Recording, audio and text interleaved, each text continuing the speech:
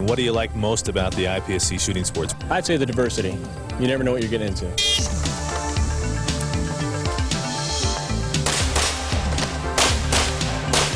I guess because it's, a limit is never set. You just keep getting better and better. And I like the run around, jump, shoot real fast stuff.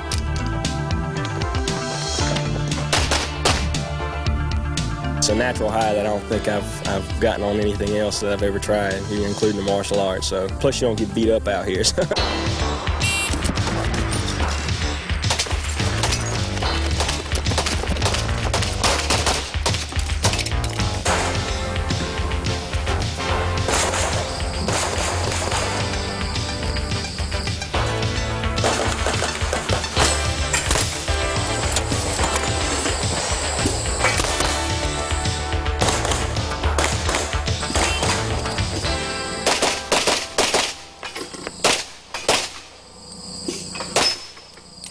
Hello, folks. I'm Lenny McGill. Welcome back to Barry, Illinois, and the PASA shooting facility for the 1990 USPSA National Championship.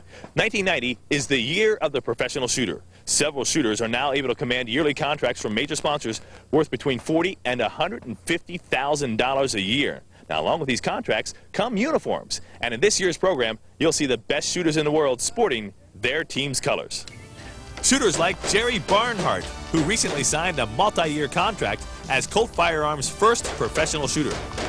Doug Koenig, just off a Bianchi Cup win, and defending champ Rob Latham, who signed the first $1 million shooting contract with Springfield Armory's Gold Team.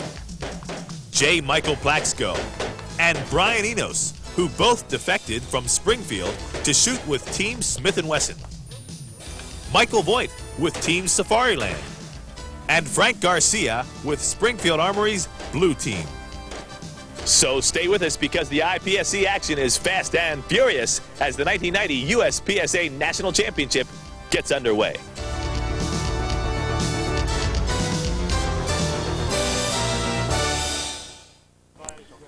The first stage of this 1990 USPSA Nationals is called Coke Bust, and it's sponsored by Wilson's Gun Shop. This is a field course with 3 poppers and 8 IPSC targets. 2 of the IPSC targets are moving targets activated by one of the poppers. The stage starts with the shooter portraying a police officer. He has busted one coke dealer and has him handcuffed against the patrol car when the dealer's friends come back to ambush the cop. At the start command, the shooter will move to port A and engage poppers number 1 and number 2 and targets number 1 and 2. He will then proceed to door B and engage target number 3 and popper number 3, which will activate the 2 moving targets. He'll then move to box C and take out the last 3 bad guys. Our first shooter is just off a tremendous win at the 1990 Steel Challenge. Here is the current world speed shooting champion from the Philippines, Jethro Dionisio.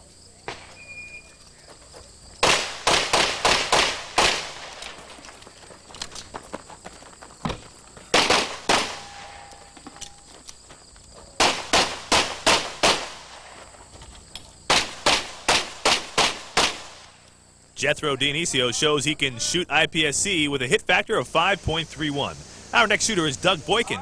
Doug's from Mesa, Arizona, where he shoots in the Cactus League.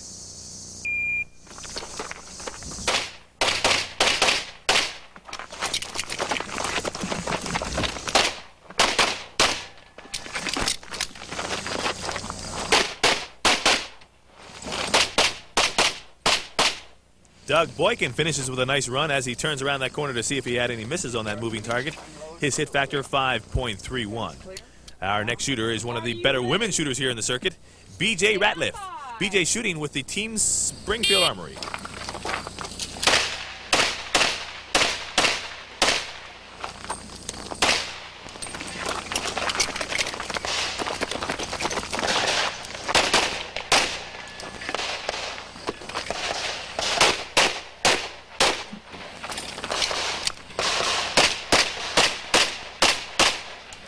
Head range official Cheryl Hewling will do a good job making sure that pistol is empty as BJ Ratliff finishes with 3.73. Our next shooter is the reigning women's world and national champion, Debbie James. We asked if carrying those titles carried any added pressure. There was a lot of stress for me this year, and I've been finding a lot of stress from April on, and I just don't know what it was. I know I'm pretty close to becoming a master shooter. I know I had made the first A-class ladies in the USPSA organization, and I know I'm right in that master, and sometimes I really want it. I want it bad, and right now it's not been achievable, and I'm beginning to think it's like a half a second or a second, but that half a second or second is causing me misses and it's causing me no-shoots. So then what's really been difficult is now coming into a tournament, where's my step back? I got to be better than last year and quicker than last year, but I can't be doing what I've been doing at local matches and area championships because I've been blowing out. So I think I came this year with a lot of stress and a lot of insecurity. Debbie James shows she can handle that stress and pressure. Her hit factor 4.46 is one of the best yet. Next shooter is Eric Stafford. Eric is shooting with Team Safariland.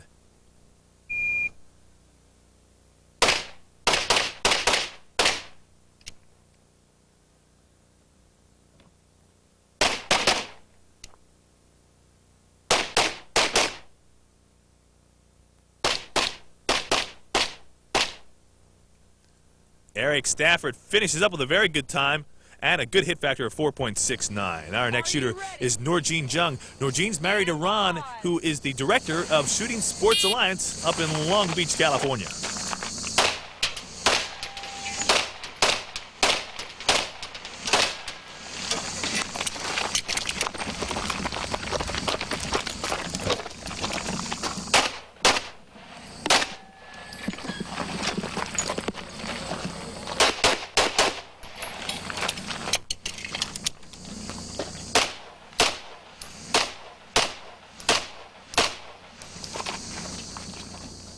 I think Norjean had a miss there on that mover, and she wanted to make it up around the corner but couldn't see the angle. Her hit factor, 1.79. Next up is Frank Garcia. Frank told me he's going to approach this match a little differently. Let's see how he does at Coke Bust.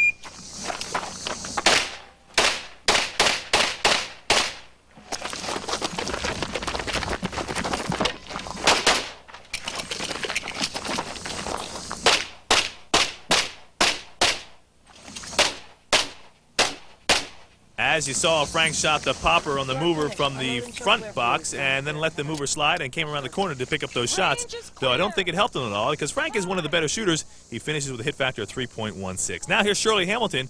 I asked Shirley about how she practiced for this year's match. Last year, I decided I was going to go to the Worlds regardless of what happened this year, and so we've been practicing with that in mind, and it seems like although people don't enjoy them, standards have been very important in how people play, so we've done a lot of work with the standards this year.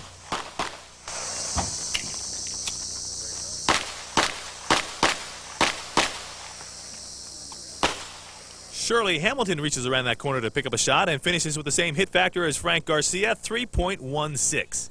Now, here's the defending national and world champion, Rob Leatham. I talked with him about the increased competition. Things are a lot different than they were 5 years ago. 5 years ago, there were 5 or 6 people who realistically could win the match.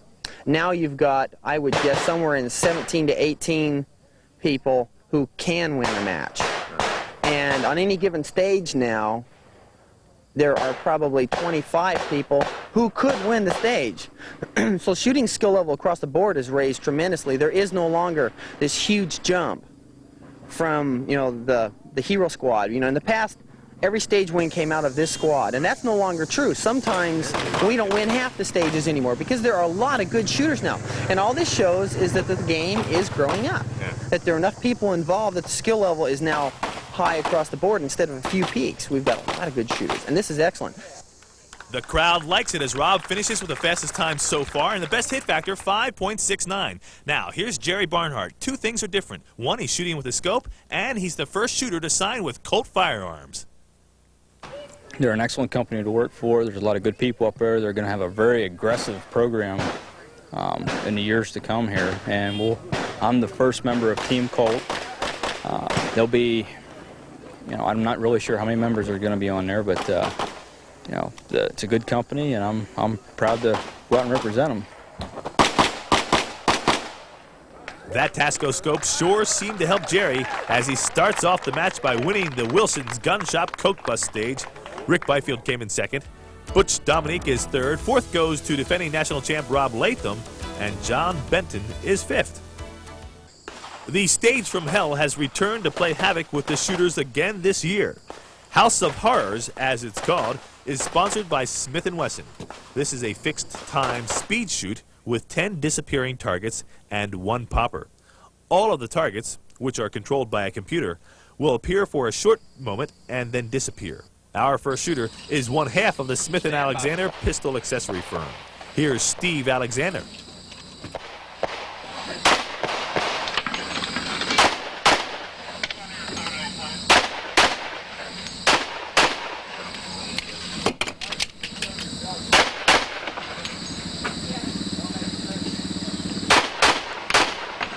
You've seen their ads in the magazines, and now you know who you're dealing with. Smith & Alexander's Steve Alexander finishes with 46 points. Next up is Carrie Lathwell. Carrie is the women's Canadian champion and a former world champion. Here she is at House of Horrors.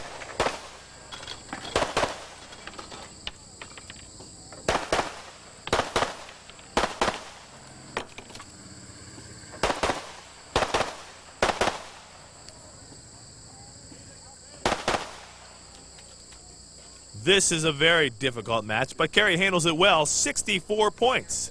Not bad shooting. Now our next shooter is Michael Voigt. Michael Voigt is shooting with Team Safariland, and he's from Dinuba, California.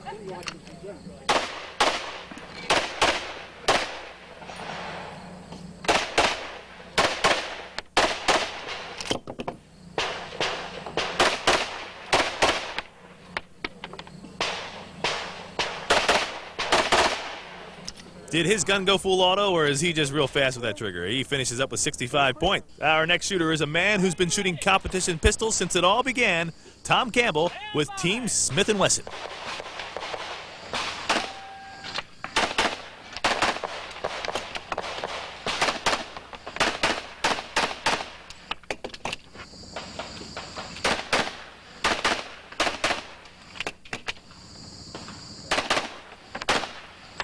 Tommy Campbell with the Weaver stance finishes up with 71 points, a very good score here at the House of Horrors. Our next shooter is the speed demon himself from the Philippines, Jethro Dionisio.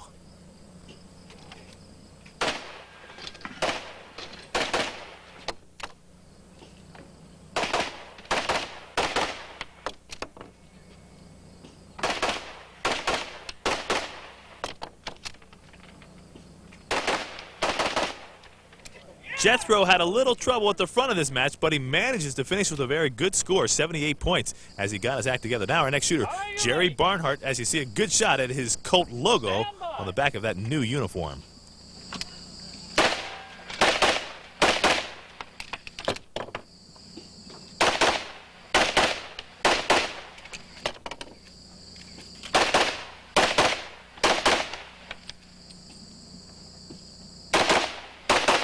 Anybody who thinks that scope will slow you down can study this stage again. Jerry Barnhart finishes with a very good 83 points. Now here's Robbie Latham. The pressure's on. Let's see how he does at House of Horrors.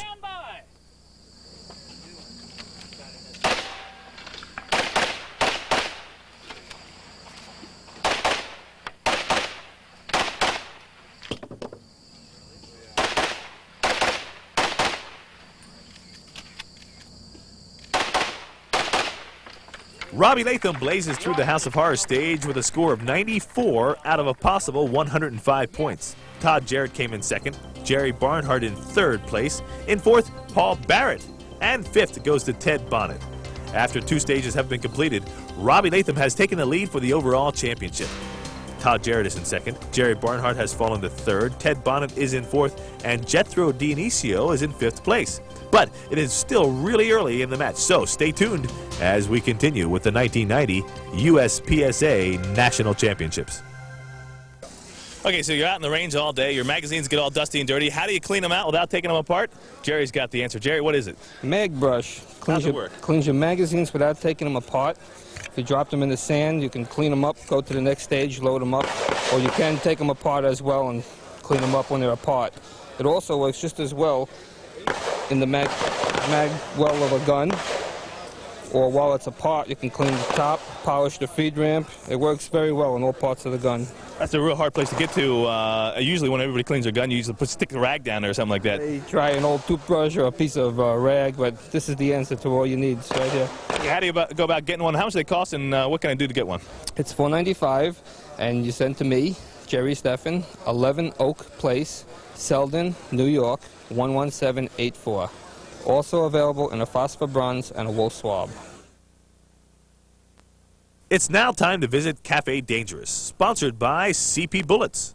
This stage consists of 3 appearing targets and 3 knockdown plates. The shooters begin the stage with a loaded handgun in the briefcase on the table in front of you. At the start command, a shooter will draw your weapon from the briefcase and engage the targets. Our first shooter is from the tiny state of Rhode Island, Mark Mazzata.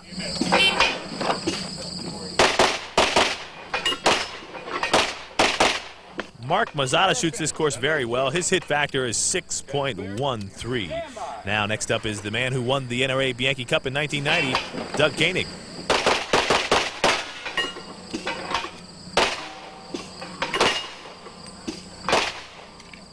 Doug tries to blaze through and has a little trouble. A disappointing hit factor of 3.50. Now, we've been watching a lot of A-class shooters. Let's see how difficult Cafe Dangerous is as Lee Callan shoots it. Now, Lee is a C-class shooter.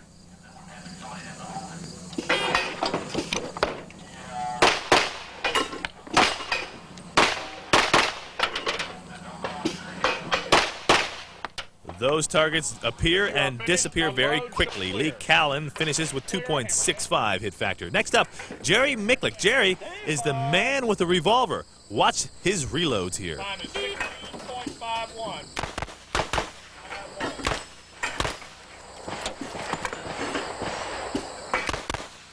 Jerry Micklick reloads there in 1.9 seconds. As you see it here in slow motion, you'll notice not a bit of wasted motion. His hit factor, 4.60. Great shooting, Jerry Micklick. Now, here's Jerry Barnhart. Let's see him blaze at Cafe Dangerous.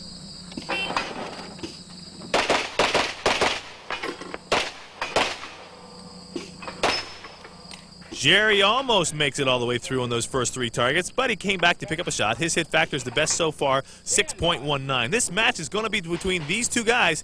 Here's Robbie Latham.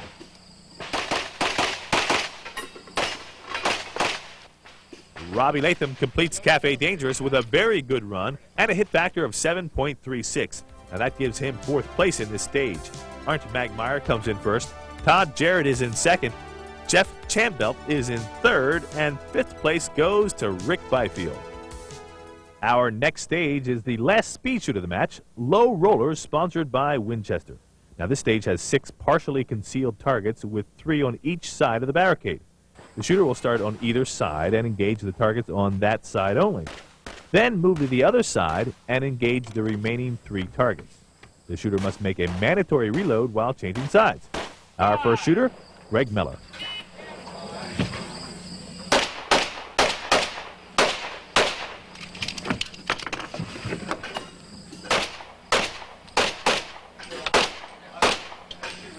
Greg Miller is shooting very well in this year's match. He shows a good stage here with a hit factor of 4.51. Now, here's Jerry Barnhart.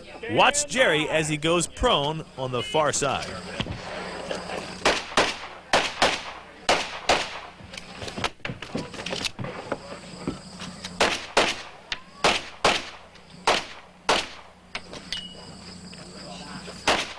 Now, this is the mark of a true professional. Jerry studies his targets after he shoots and notice that he has a missed shot. Why does he miss? Watch the second shot here as it hits the barricade. That, of course, is going to throw the path of the bullet off, and he does miss a shot, but he comes back to make it up. However, he scores a disappointing hit factor, and you can see that he's not real happy with that. Now, Robbie Latham has a chance to take a good part of a lead here. Let's see how he does on Low Rollers, sponsored by Winchester.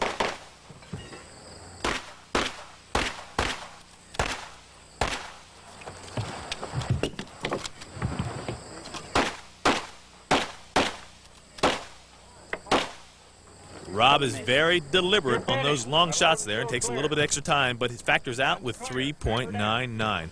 Our next shooter is a recent team member of Team Smith & Wesson. He, of course, defected from Team Springfield Armory.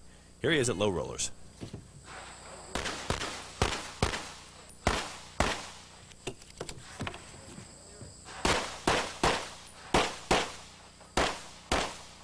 Brian Enos picks up the pace and finishes up with a hit factor of 4.73. Our next shooter is a little younger and a little bit more wiry. And let's see what type of advantage that gives Doug Koenig on low rollers.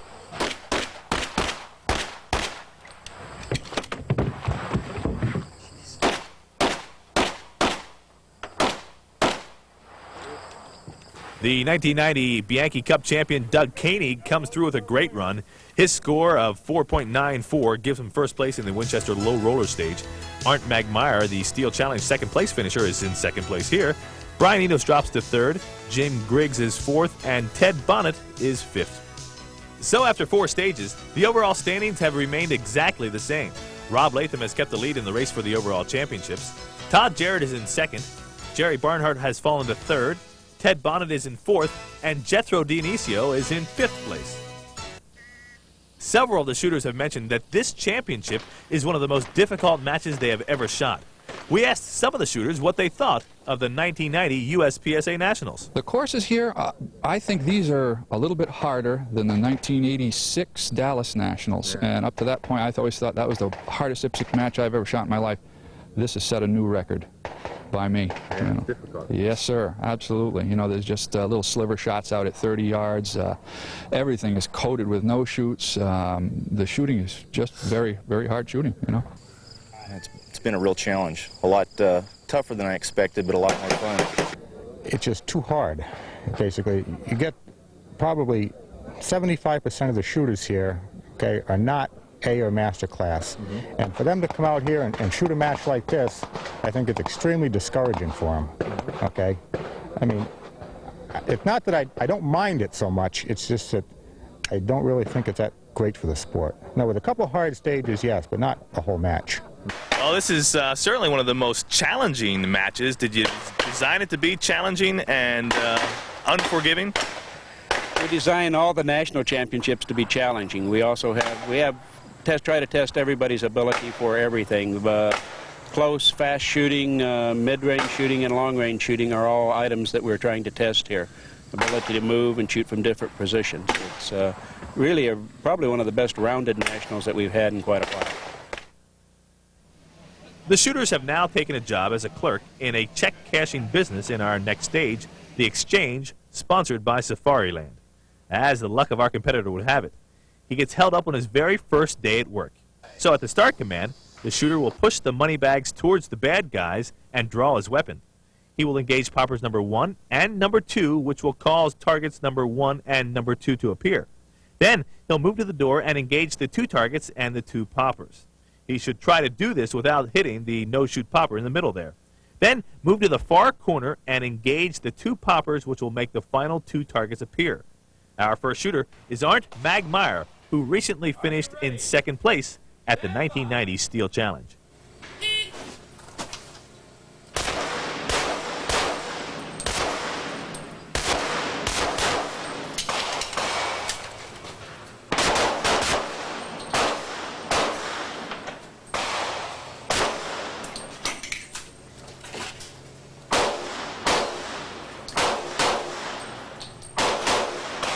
Arndt Magmeyer, who recently moved from Norway to Arizona, is sponsored by and working for Dillon Precision. Finishes up the Exchange with a good hit factor. Now, here's Paul Barrett, who's from Canada.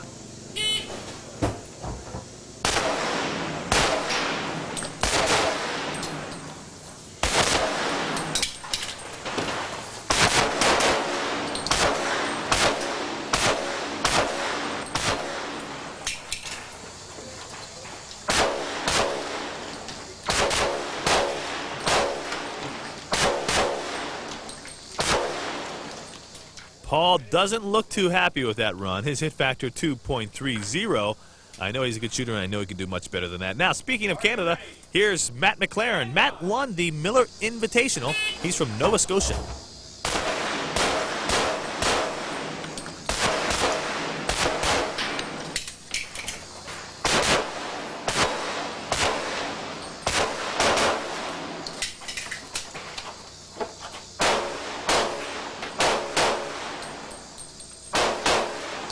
Don't you just love those moving targets? Matt McLaren finishes up with a very good hit factor of 3.60. Our next shooter is Russ James. Russ, of course, is married to Debbie James, and he's also the captain of the USPSA Gold Team. I was elected by the top 20 prospectives this year to be the team manager at the World Shoot. I have to coordinate their trip arrangements, make sure they got all their uniforms, provide the little pennants that we're going to be exchanging at the World Match, make sure they all get over there on time, they don't miss their flights. I'm kind of like Father Confessor, basically. So, and you're shooting as well. Yes, sir.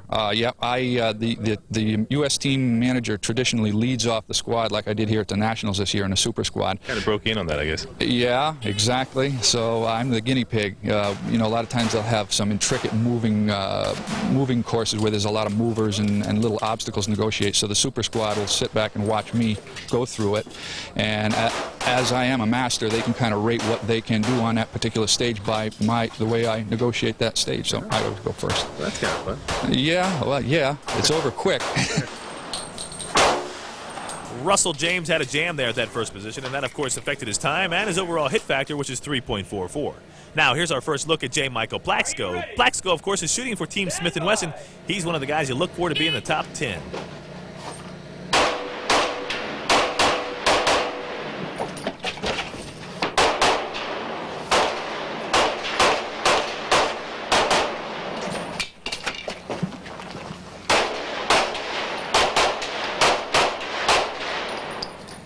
Plaxco is a member of the USPSA Gold Team, and he finishes this stage with a hit factor of 4.15. Now our next shooter is Christy Rogers, and Christy Rogers, well, she's been shooting as long as I can remember.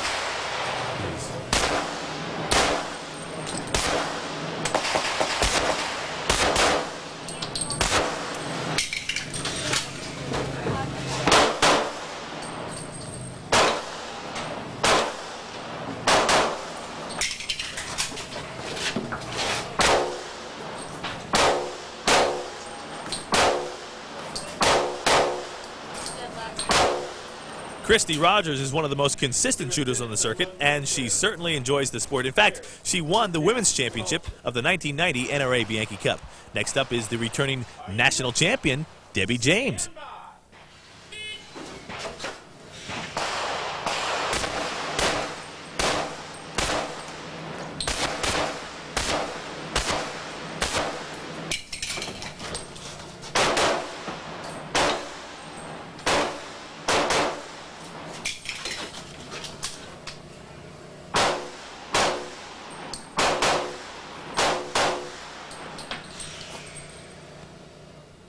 Debbie James had some trouble at that first position, and you can see it did bring down her hit factor to 2.40.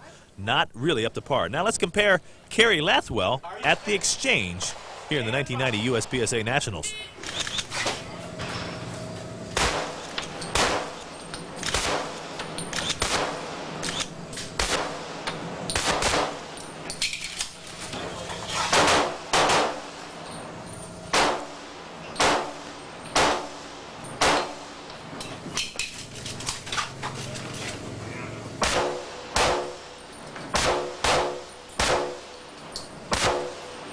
Carrie Lathwell finishes up this stage with a good hit factor. It's 3.03. Well, now that we're highlighting some of the women's shooters, let's see another outstanding women's shooter. It's Susan Cooper. She won the women's title of the Steel Challenge in 1988 and continues to be a consistent competitor. She practices daily and teaches competition shooting at Guncraft Sports in Oak Ridge, Tennessee. Guncraft Sports features a modern indoor shooting facility with complete gun shop and gunsmithing services under the same roof. In addition, you may have noticed Guncraft Sports' full-page advertisement in various shooting magazines. Guncraft Sports carries one of the largest selections of shooting supplies and parts in the country. If you're looking for bullets, targets, holsters, magazines, gun parts, and accessories, call Guncraft Sports today. They'll ship your order on that same day and guarantee your satisfaction. Call them now, 615-483-4024. That's Guncraft Sports, 615-483-4024.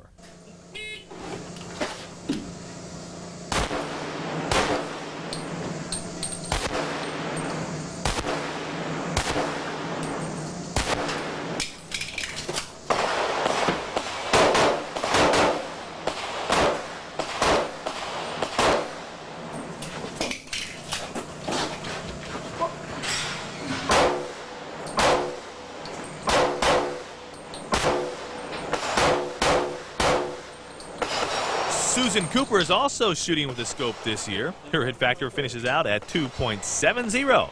Our next shooter is having a very good 1990 USPSA Nationals. It's Todd Jarrett.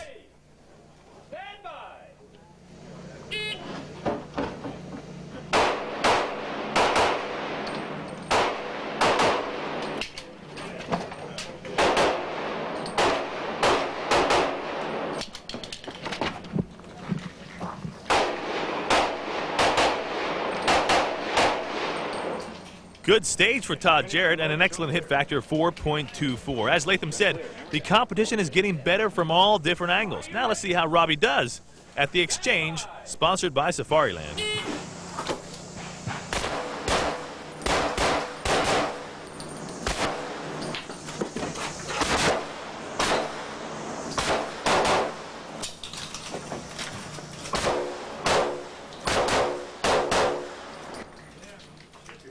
Robbie Leatham continues to stretch out his lead with a first-place finish in the Safariland Exchange stage. Fellow Arizona shooter Brian Wardell comes in second place. Brad Hertz is in third.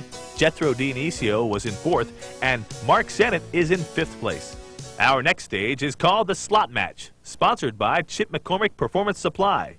This is a limited view field course with 7 IPSC targets and 4 poppers. There are 3 slots in the barricades, and the shooter may shoot at the targets that are visible through each of the individual slots. Our first shooter is Ted Bonnet. Stand by!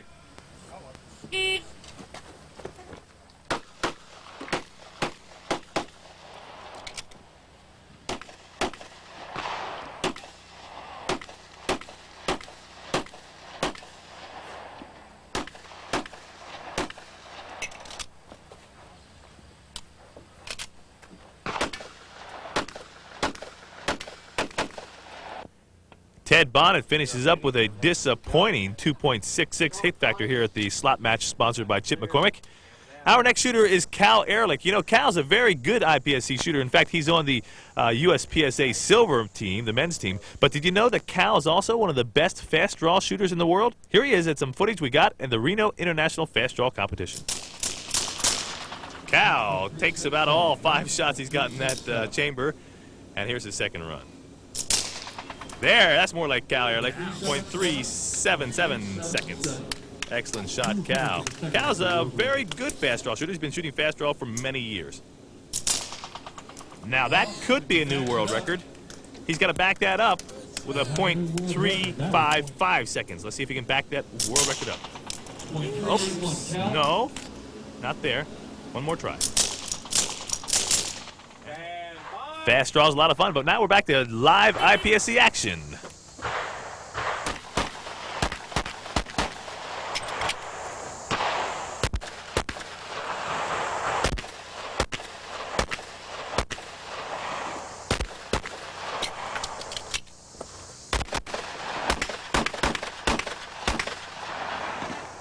Cal shows that he's a good all-around shooter. His hit factor is 3.08. Our next shooter up is Sharon Kimbrell. Sharon's a very good woman competitor. Here she is at Slot Match.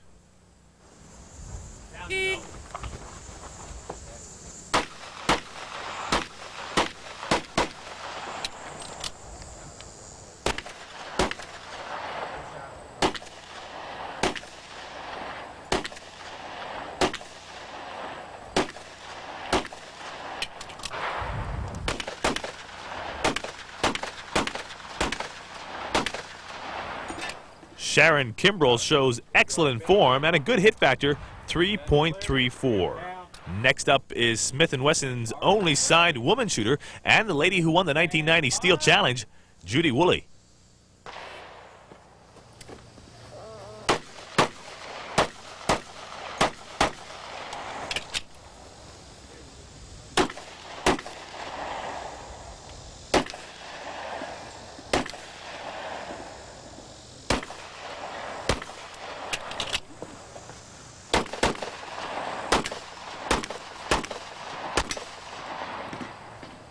Judy Woolley finishes up the Chip McCormick Slot Match with a hit factor of 3.30. Gun clear. Hammer down. Our next shooter is Mark Sennett. Mark's from Southern California, where he shoots in the Southwest Pistol League.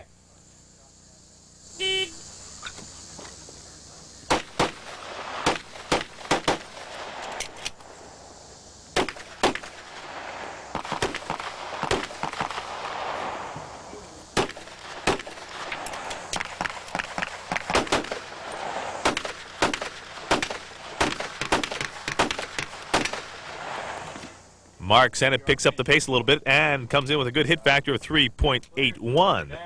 Our next shooter is his fellow teammate, Team Safariland member Rick Byfield. Stand by.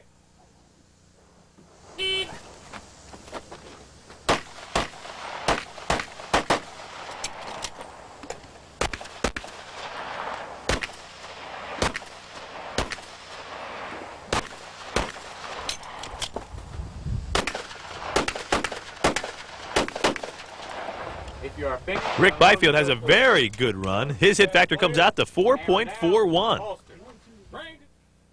Next up is Doug Koenig. Doug has had a little problem here at this year's championship. Let's see how he does at slot match.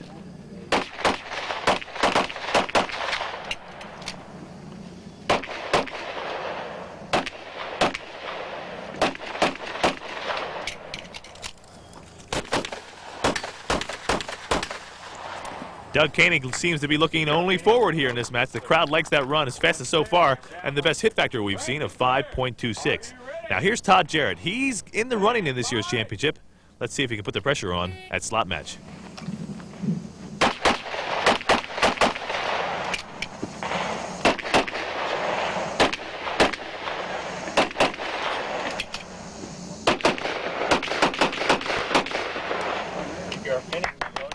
Todd Jarrett has a fantastic run and takes over first place in this stage. Doug Koenig finishes in second. Ian Martin is third. Greg Miller comes in fourth. And Floyd Wine comes in fifth place in slot match, sponsored by Chip McCormick Performance Supplies. Rob Leatham still has a slight lead in the overall race for the championships. Todd Jarrett is in second. And coming on strong, Jerry Barnhart is still in third. Jethro Dionisio has moved up to fourth place. And Rick Byfield has jumped into the top 5 at fifth. Coming up, the standards as the 1990 USPSA National Championships continue.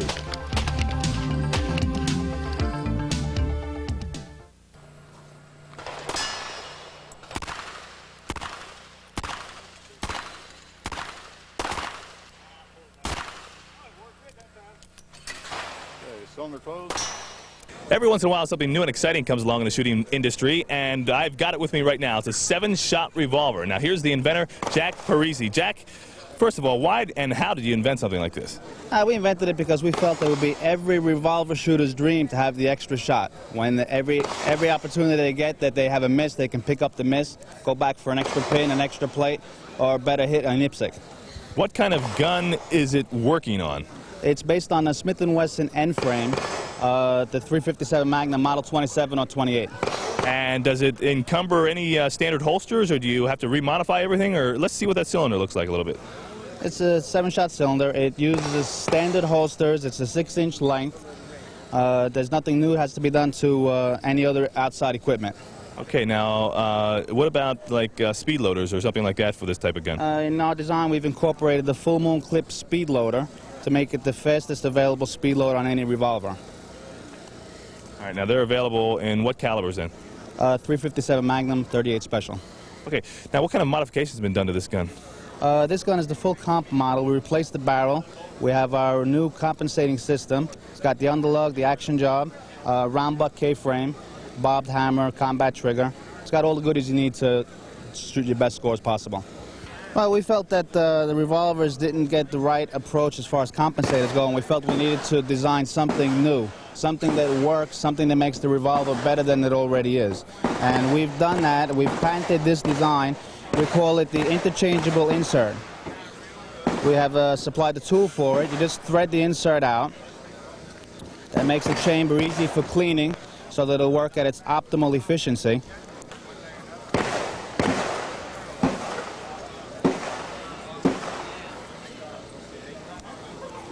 That's the way it comes out. This is the dual chamber configuration. We also have a single chamber and a triple chamber. That way you can change the compensator to match the load you're shooting for the style of shooting that you're doing. You can use more chambers for heavy loads, less chambers for lighter loads for plates or something like that. Wow. And is it fairly effective? Oh, very effective.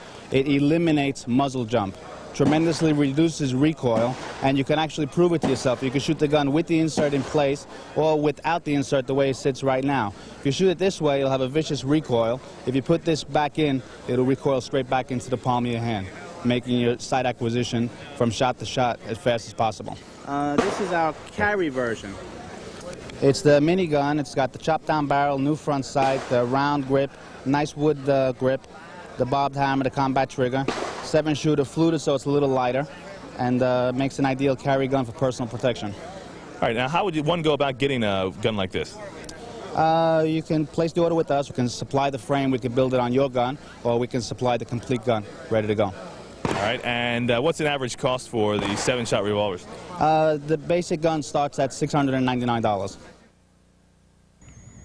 Welcome back to a bright, sunny, and sticky day here at the 1990 USPSA Nationals.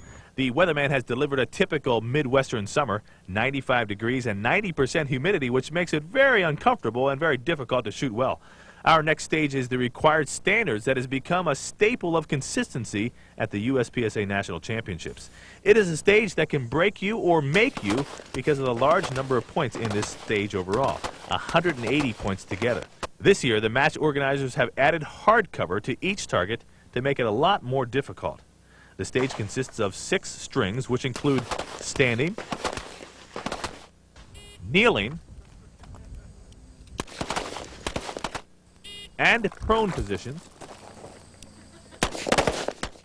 strong hand, and weak hand only, and a required reload. Our first shooter is coming on strong in this year's championships. It's Todd Jarrett.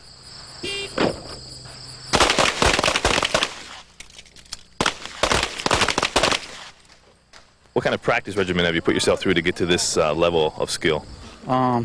Intense. I mean, it's probably, I've really put a lot into it in the last year. Probably working on the mental game at it, trying to be smooth, trying to be consistent. That's the name of the game. You know, that's what I want to do here. I just want to hit the targets, be smooth at it, and get on with the next one. You know, that's all I want to do. Well, your name has, over the years, popped up here and there, everywhere, and now it seems like you're, you know, you have a real good chance of taking this tournament here, or being close at least. Yeah, I mean, I'll be happy with shooting top 5. How do you feel? You feel good? I feel good. I got 3 more stages, and just get on with them in 2 days and go home. Todd Jarrett has a very respectable finish here at the Springfield Armory Hardcover Standards event. He finishes with 137 points. Our next shooter is Jerry Barnhart. Now remember, Jerry's shooting with a scope, and that should give him a very good advantage here in this event.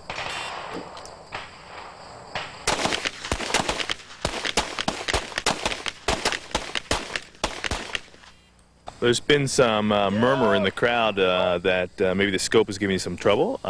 Maybe that's what some of your problems were in the beginning. Is that true or not? The first stage, I shot it the way I should have shot it. I mean, I watched the sight the way I was supposed to do it. I didn't have any problems at all. And when I started getting behind, I started to shoot. I try to shoot instead of just go out and shoot. And every time a person tries harder, they end up putting themselves in the hole, and that's what I did. And I wanted to pick the points up so bad. I was trying too hard, and I was shooting faster than I needed to shoot, and I started missing. I was looking at the targets, and you know, and I was seeing the dot, but I wasn't placing the dot on the target and squeezing like I should be. And the scope really isn't giving me any trouble. It's just, you know, maybe I want this too bad, and I'm trying too hard. So I made a vow to myself last night that I'm going to go through the rest of this match and I'm going to shoot like Jerry Barnhart knows how to shoot.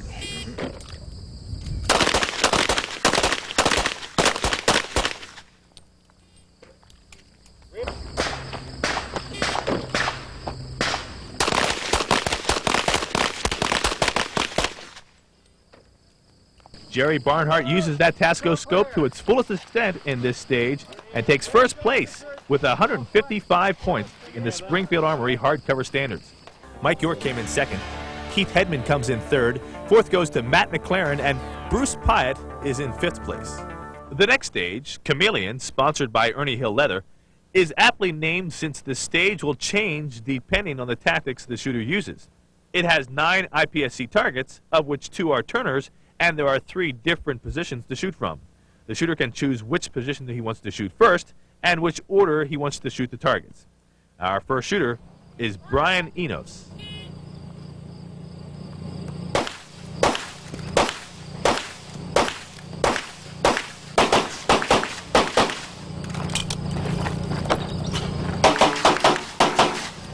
Brian Enos takes a different approach to Chameleon and finishes with a very good hit factor of 5.21. Now here's Bart Sevilla. Bart's from San Diego, where he shoots with a club that I also belong to. It's Linea del Fuego.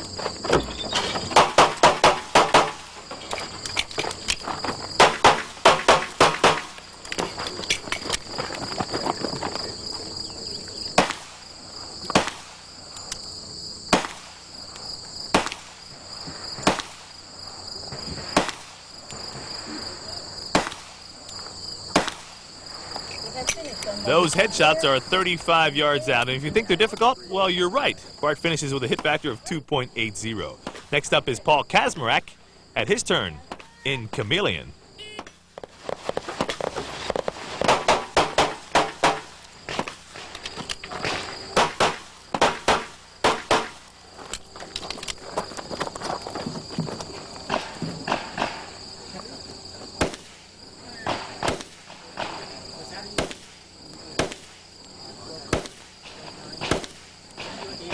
Paul goes prone and gets some good hits back there at 35 yards. His hit factor is 3.35. Now it's my turn at Chameleon. I'll show you how difficult this stage really is. Are you ready? Stand by.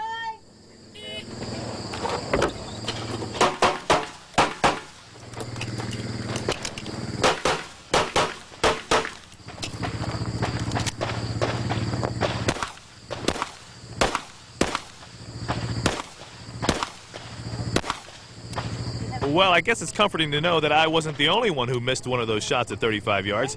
I finished out with a hit factor of 2.66. Not as good as I'd like to have done. But here is Carrie Lathwell. Let's see how she does at this stage and see if she can show me up.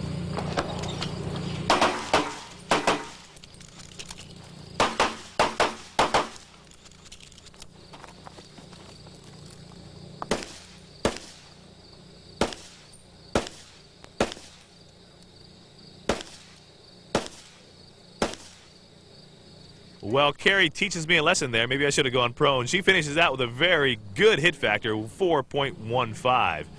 Now here's another very excellent shooter. It's Debbie James.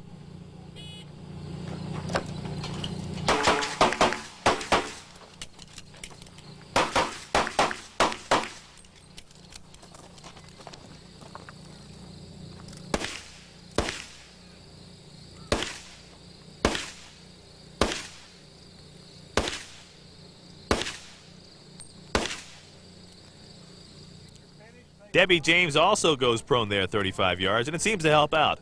Her hit factor is 3.96. Next up is John Dixon. John's from Texas.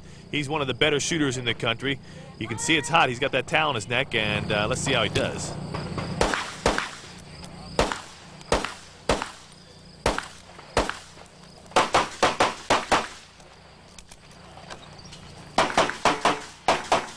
John Dixon took a different approach to this stage, but he had some difficulty and some misses at the 35-yard position. His hit factor is 2.70.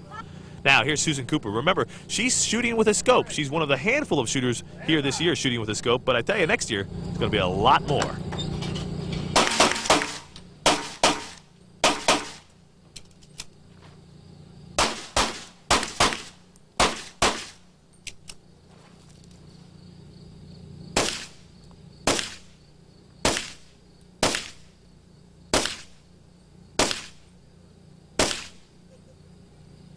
Susan had a miss there in that first position. That affects her overall hit factor, which factors out to 2.70. Now there's a good look at J. Michael Plaxco's high-capacity magazine. It's the .40 caliber Smith & Wesson pistol.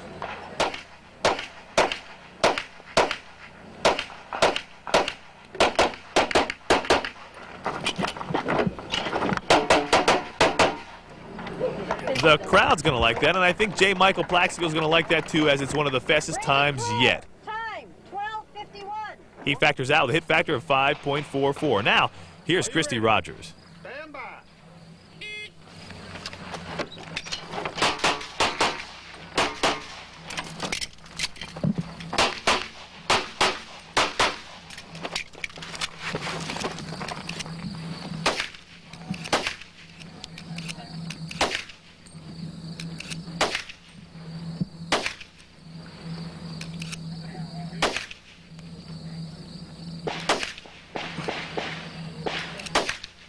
If you're finished, say Christy beyond takes her 70 time yards, there at 35 yards, but unfortunately she had a miss, so that brings her hit factor down to 2.06.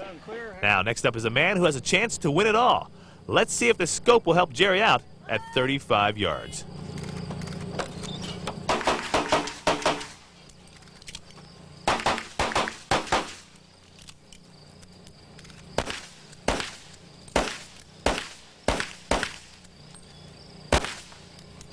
Jerry picks up a shot there at 35 yards, but he does manage to shoot pretty fast.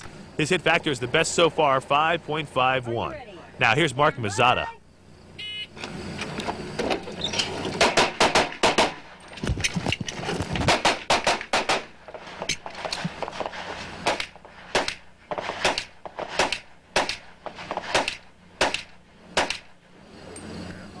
Mark Mazzata chose the right order and jumped into first place on the Ernie Hill Speed Leather Chameleon stage. Merrill Eddington comes in second. Michael Cundiff is in third. Fourth place goes to Blake Gann, and Jerry Barnhart was bumped down to fifth place. With his good showing in the last two stages, Jerry Barnhart has overtaken Rob Latham for first place. Now the difference between first and second is less than 1 percentage point. Todd Jarrett has dropped to third place, but is still in striking distance.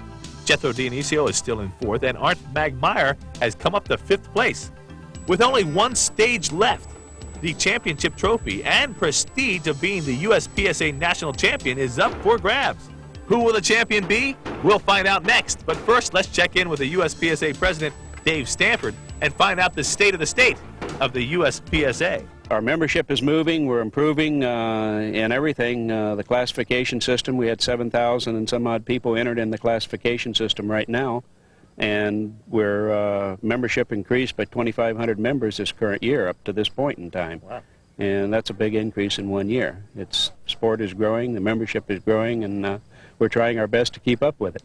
If someone's out there watching the tape and they want to be a member of the USPSA, what should they do? How would they go about being a member? Real easy. Just call Cedra Woolley office. Give us a call. We'll be glad to send an application and pamphlet and information and welcome everybody aboard. And are there clubs throughout the nation at this point in time? There are something like 250 clubs around the country, and almost all of those have programs specifically to welcome and train new shooters. Okay. And overall, what is the general, say, purpose or mission of the USPSA? We're here to support amateur athletics. You know, that's what it's all about. It's the sportsman that wants to come out, enjoy themselves on the weekend.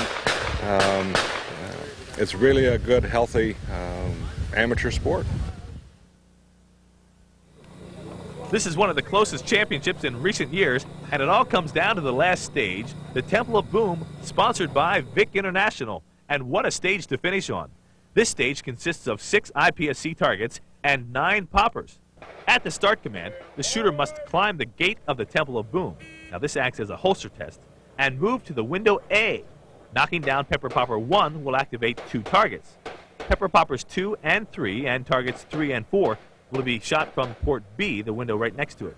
Now moving down the hall, the shooter will engage poppers 4, 5, 6, and 7 through windows in the wall. Knocking popper 7 down will open window C, through which popper number 8 can be shot, which will open door D. Entering door D, the shooter will knock down popper 9, which will activate targets 5 and 6. Sounds easy, doesn't it? Well, let's see with our first shooter, Mike York.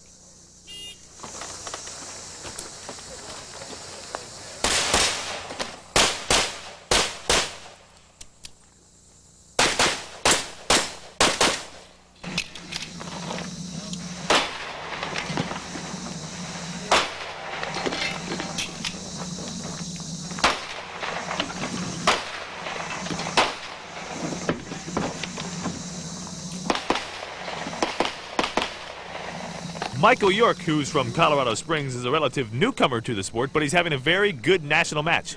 He finishes out here with a hit factor of 3.59. Now, here's a woman who's having a very excellent national match. She's gunning for the World Championship. It's Carrie Lathwell.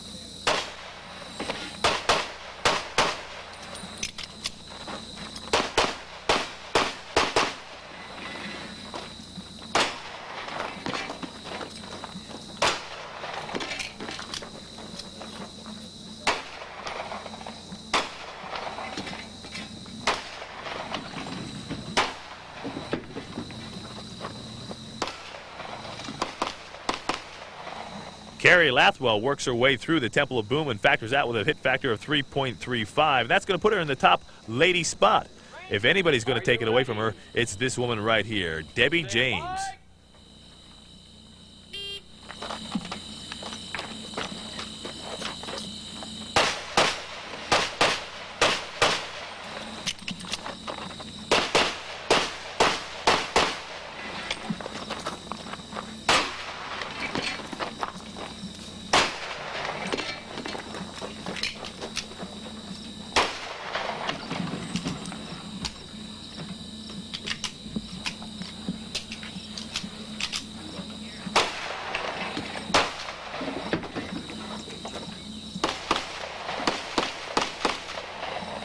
It appeared Debbie James had some problems with the magazine.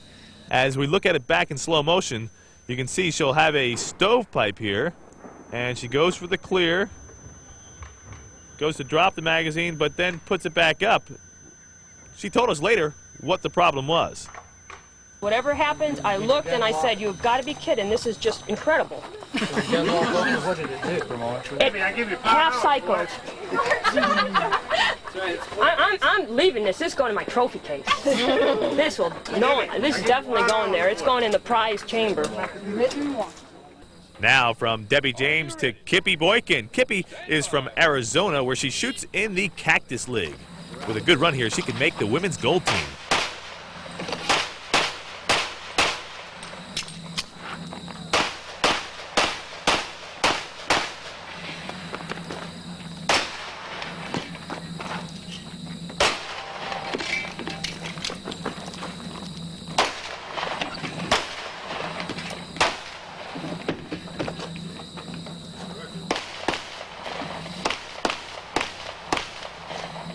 Kippy Boykin has come a long way in shooting in the past 3 years. With that run, she's going to be a member of the USPSA women's gold team, and she'll represent us at the World Championship. Now, here's my friend Billy Abbott. Billy, show us how at the Temple of Boom.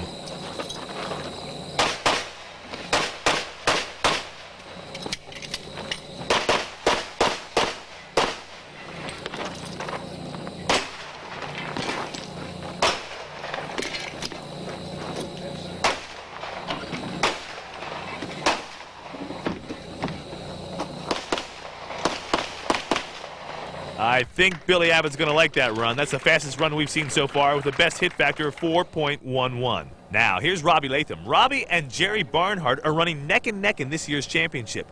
Whoever has the best time in this stage is certainly going to win the overall 1990 USPSA Nationals.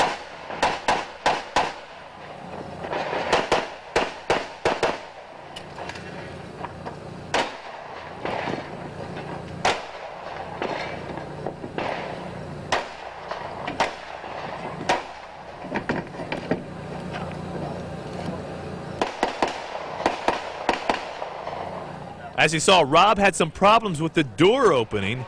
In fact, he got to the door before the popper fell over, and that ate up at least a second, maybe a second and a half. You can see here, the door opens for the window, and then he shoots the popper down, gets to the door before the popper falls, comes back, thinks he may have missed the popper, and then goes for the door to shoot the targets on the other side. That ate up some very valuable time, but he still has the best hit factor of the day, 4.15, and he does take the overall lead. Now, here's Jerry Barnhart. Jerry shot this stage once all the way through, but there were some range equipment problems, and he did get a reshoot. So here he is. This is his second time through Temple of Boom.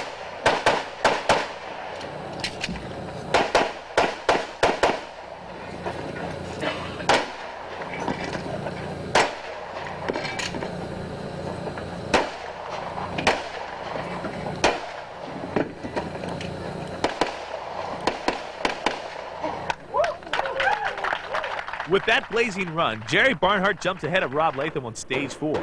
Billy Abbott is in 3rd place, Michael Boyd is in 4th, and Jethro Dinicio is in 5th place. Jerry Barnhart has also cinched his 2nd USPSA National Championship. I asked Jerry how it feels to be the 1990 champion. It feels good, and it feels good to be done. It was a tough match. This was a very, very difficult match. I said early on that all the matches seemed to be the same. You know, you only can shoot everything just so many times, but there was a lot of difficult shots in this match, and you know, it proved to be a real test. It proved to be a real test mentally for everybody because of the difficult shots. It started making them doubt whether they could really shoot them or not. And I know we all battled the same thing. Looking at the overall standings, Jerry Barnhart wins by 2/100ths of a percentage point. Rob Leatham came in 2nd. Jethro Dinicio is in 3rd and also the high international shooter. Todd Jarrett is in 4th, and Doug Koenig finished up in 5th place. On the ladies' side, Carrie Lathwell comes out on top, but due to her being a Canadian shooter, Debbie James, with her 2nd place finish, is awarded the USPSA National Women's Championship. Sharon Kimbrough is 3rd. Kippy Boykin is in 4th place. Shirley Hamilton comes in 5th. I'd like to congratulate our winner, the 1990 USPSA National Champion Jerry Barnhart, the High Lady Carrie Lathwell, and the 1990 USPSA Women's National Champion Debbie James. For the entire production crew, I'd like to thank the president of the USPSA, Dave Stanford, Dick Metcalf, the president of the PASA facility, and all of the range officials for their assistance during this week of fun and shooting. I'm Lenny McGill. Thanks for watching, and until next time, safe shooting.